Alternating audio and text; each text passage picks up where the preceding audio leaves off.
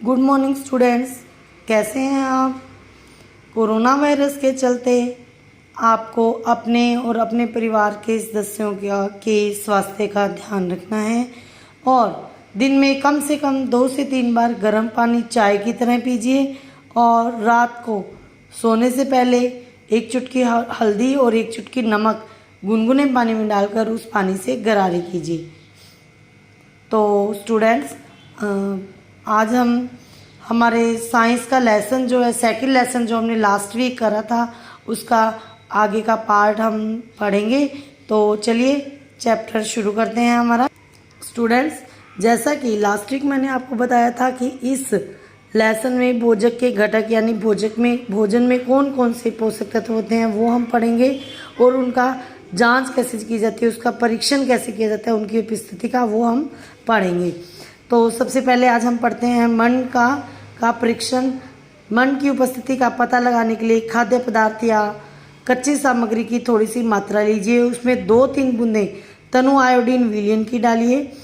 खाद्य पदार्थ के बदलते रंग को देखिए, क्या इसका रंग नीला या काला हो गया है। नीला या काला रंग मन की उपस्थिति को दर्शाता है।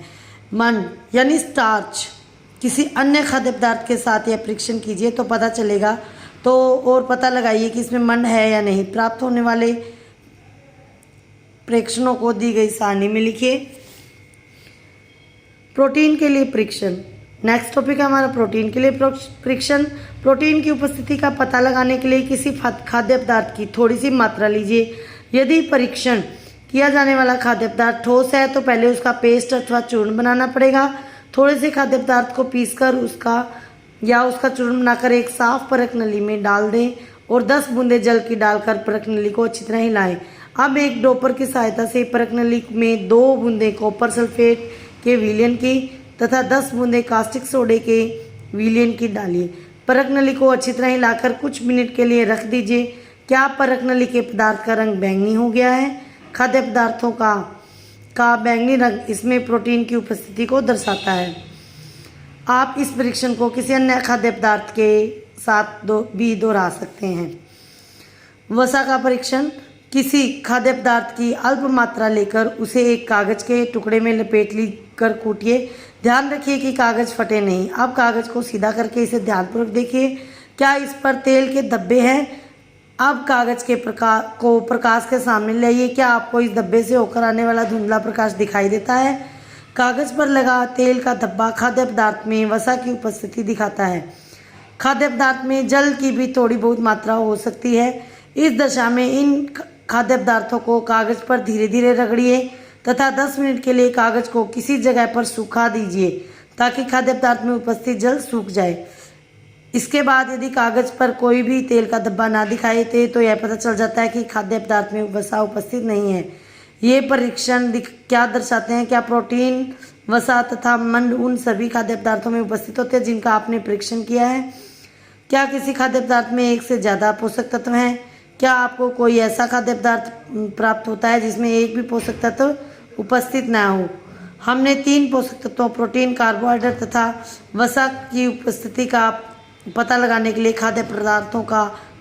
तो स्टूडेंट्स देखिए, हमने स्टार्च का परीक्षण जो किया था उसके लिए स्टार्च के परीक्षण में हमें 2 से 3 बूंदें लिक्विड यानी तरल आयोडीन की डालनी है और अगर उसका रंग उस खाद्य पदार्थ का रंग नीला या काला हो जाता है, इसका मतलब उसमें स्टार्च है।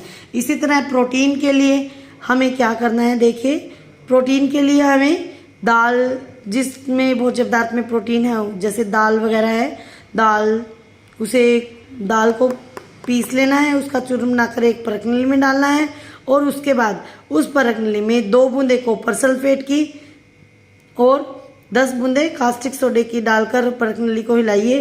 कुछ मिनट के लिए परख नली को हम छोड़ देंगे, बाद में देखेंगे। बाद में देखने पर पता चलेगा कि वो कलर जो है उसका चेंज हुआ है, अगर बैंगनी हो गया है इससे पता चलता है कि खाद्य पदार्थ में प्रोटीन उपस्थित है। इसी तरह वसा के परीक्षण के लिए जैसे मूंगफली का दाना है या बादाम है, उसे हम कागज़ में लपेट कर कूट सकते हैं। तो अगर चिकनाई युक्त धब्बा हमें नज़र आता है उस पेपर पर तो इससे पता चलता है कि उस पदार्थ में वसा उपस्थित है।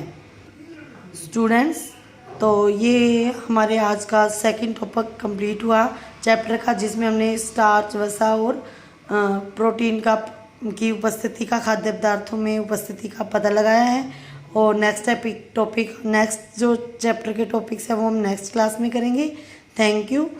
आपको कुछ भी समझ में नहीं आया है तो बेटा प्लीज़ आप मुझे क्वेरी क्लास में मुझसे पूछ सकते हैं।